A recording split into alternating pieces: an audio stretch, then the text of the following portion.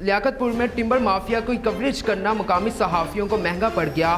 गुज़श्ता रात timber mafia ने मकामी सहाफ़ियों पर दौरान कवरेज तशद्दुद का निशाना बनाया। सहाफ़ियों को यरगमाल बनाकर कैमरा और मोबाइल फ़ोन छीन लिए गए। महकमा जंगलात को बरवक्त इतला देने के बावजूद मौके पर न पहुँच सका।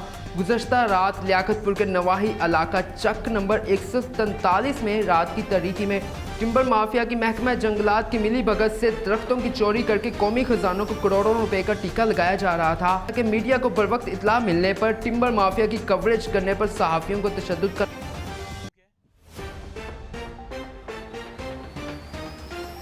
ताहम चंद मकामी लोगों की मदद से सहाफ़ियों को कैद से निजात दिलाई गई। पुलिस को इतला करने पर तबस्सुम शहीद की पुलिस तहसील हेडक्वार्टर लियाकतपुर पहुंच गई और जख्मियों को इब्तदाई तिबी इमदाद फराहम कर दी गई।